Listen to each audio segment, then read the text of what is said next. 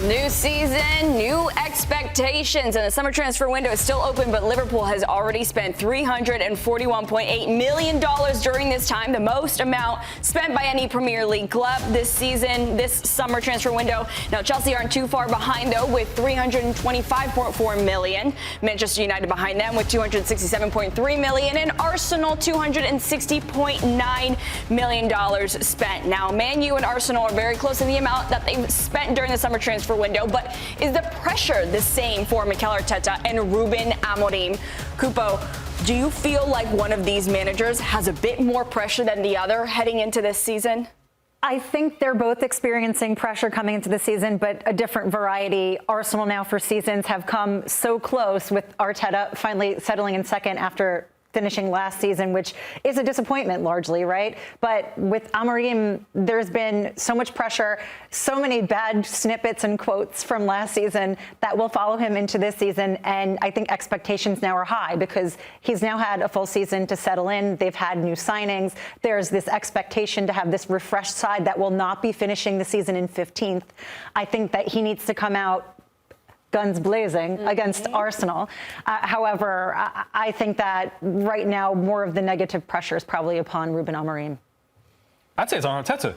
We're in phase 7 of this Arteta build, and as much as I think he's a great manager, he's got to show something forward. They've continued to invest in his project. They tried to continue to invest in him and his thought process and his stubbornness and the style of play that he has. And at this point, there's been an FA Cup, there's been 2 Community Shields, but it's not enough. They need to compete in Premier League, they need to compete in Champions League, and they brought in some reinforcements. They spent a lot of money, especially in the attack. They brought in Zubamendi. They have to show something for it this season. Whether they will or not is a completely different question, which obviously I'm in disagreement that I don't think they're going to win the Premier League, but they have to compete for something because this fan base is becoming too. I agree with you. I agree that Arteta's under more pressure, but Manchester United is Manchester United. Ratcliffe has come out publicly and backed Ruben Amorim, but to a certain point, if he keeps on performing, if Manchester United keeps on performing poorly, how do you back that project that seemingly has no direction? Ruben Amorim has to keep on proving that he's the right man to put Manchester United back on track. He's had the whole summer transfer window. Is it crazy to say that Arteta will probably see the season out, but there's more pressure on him? And Ruben Amorim can get fired early. I feel like the appetite, right? I think the appetite for risk right now for Man United, while continuing to back Ruben Amorim, is going to be limited. I think that we'll see if there's any early departures. It'll be United. They can't afford that. How many times? United. United. They cannot afford this. How many times are they going to rebuild their project for a new formation, for a new coach, new tactics? They've done it time and time again. Right. And now they're at a point, though, where literally they're cutting every single budget line that they possibly can for the club. If they don't perform, if Ruben Amorim keeps on showing a lack of progress, especially with the new signings, how long is that leash going to be? I don't know how Ratcliffe, how his patience is tested. And that's my question.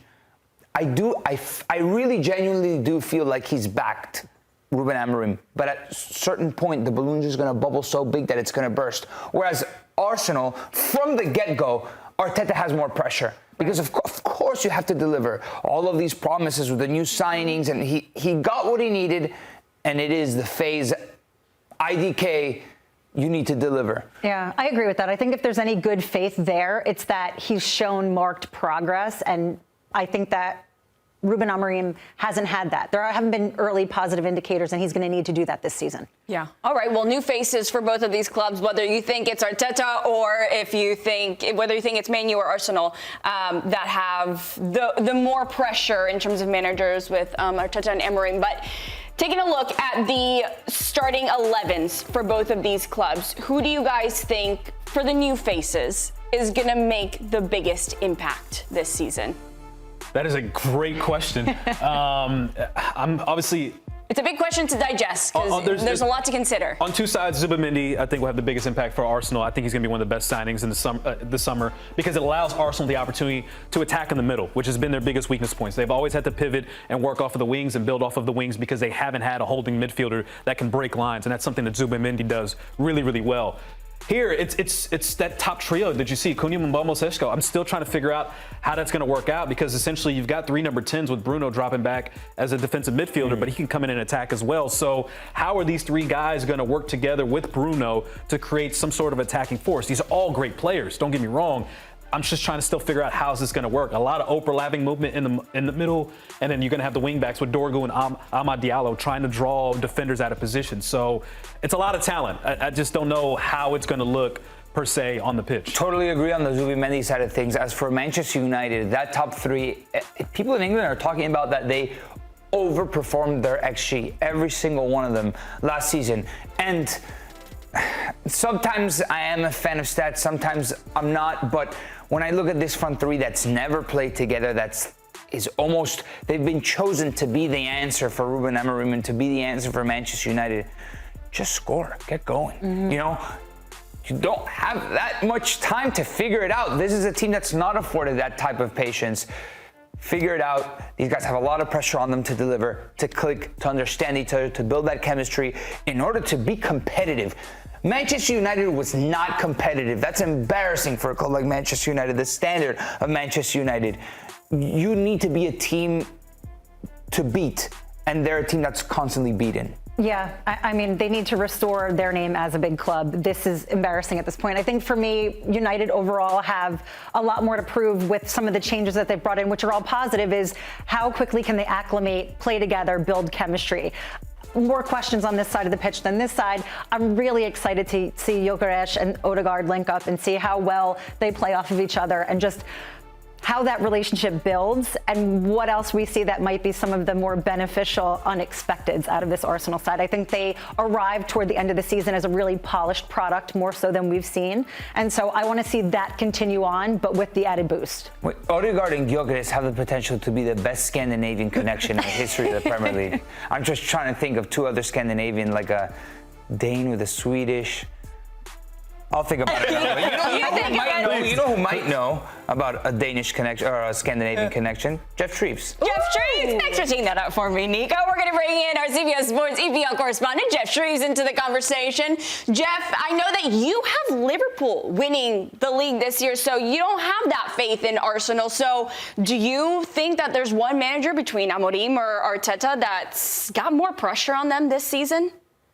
I agree with Christine, to be honest with you, Claudia, because they're both under pressure for different reasons, aren't they? And in some ways, the pressure on Mikel Arteta is slightly unfair because he has massively improved Arsenal.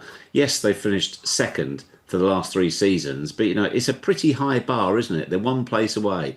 But it's when you drill down into it, last season, they fell away badly from the previous season. 14 draws is just too many, way too many. 15 points less than the previous season. They scored 22 goals less than the previous season. There's no way of saying it. It was a duff year for Arsenal, even though they came second, which sounds madness in many, many ways. But by the standards that he has set himself, it's the final step that everyone knows they need to take. Is Gyökeres the final piece in the jigsaw? You name it, this is where they've got to basically deliver. I think Liverpool have done fantastic business, which is why I'm backing them. It's almost, for me, will Arsenal not just take this final step, but to do so, I think they've got to reset the way that they play. We've seen it so much possession, we've seen so much passing, but they're just missing out on the punch, if you like. They don't penetrate enough. So is Gyökeres the man? Well, we know he's a goal scorer, we know he can finish, but is he going to have the ammunition? Is it going to be supplied to him? That's the big question for me.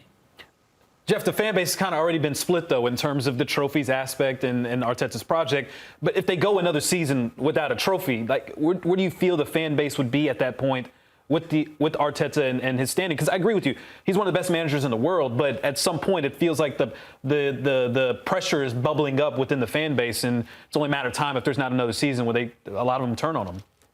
Yeah, Master, I think it does feel like that. And, you know, as they say, the definition of madness is keep doing the same thing and expecting a different result. And, you know, they've certainly backed him in this window. So he has everything he wants. I mean, they were way, way, way short of players last season. Not even just top quality players, just players. They were short of bodies. They've made some great signings. They might not have finished yet. They might bring in some more as well. So He has all the tools that he asked for to do the job. Now, this is going to be a real test of his coaching ability, because Arsenal, the numbers that I mentioned just now that have fallen away, the wins, the goals, and the too many draws, because teams have worked out how to play against them. So this is a real test of Mikel Arteta's coaching and how he sets his team up and how he instructs them to play as well this season. So that is going to be fascinating to watch. And I've got to say as well, what a brilliant opening game, Manchester United against Arsenal, because there's so much riding on it. And you've got the subplot of Šeško and Gyökeres as well. So it's a brilliant way to kick off the season, I've got to say. Yeah, absolutely. Geoff, what do you think is more likely? That Arsenal win a major trophy, or that Manchester United are actually decent for the most part of the season? You said that. You said that so sarcastically, Nico. Shame on you. Shame on you. I guess that's what we're evaluating, right? Because if Ruben Amorim really shows that Manchester United can play football and they're decent and they finish 5th or 6th, you say, wow, he's improved this team so much more from 15th place. They're an actual competitive side, something that they can build off of. Yeah, but Nico, there's a strong argument that he made them a lot worse. He dragged them down to 15th. So, if anything, he's restoring the balance. Again, look, all the things I said about Mikel Arteta just now, Nico, think about it. He's now got the players he wanted. There might be still more players to come as well. And he's had the pre-season he wanted. And he is in the position to deliver. He's got to deliver. It's as simple as that. And we'll see how good a coach he is, because he has everything he's asked for. He's now got it. Listen, all coaches want more players. They always want more. But again, he's in the no excuse territory. Here you go. Go on, let's see what you can make of this lot. And can you coach them? Can you bring a winning mentality back to Manchester United? I think a massive advantage for them is not playing in Europe. But that I was thinking about it. Who will improve more, Tottenham or Manchester United? And I'm still going to stick with Tottenham, but the fact that Tottenham have got the Champions League as well in a long season, that's going to make it tougher for them. But Manchester United cannot fail. Surely they cannot fail to improve upon last season. Everybody expects them to. It's just a matter of how much. If they get anywhere inside top 8, they've done well, because they've come from such a low base. However, they shouldn't have been there in the first place, and there's no reason to believe that they won't do that.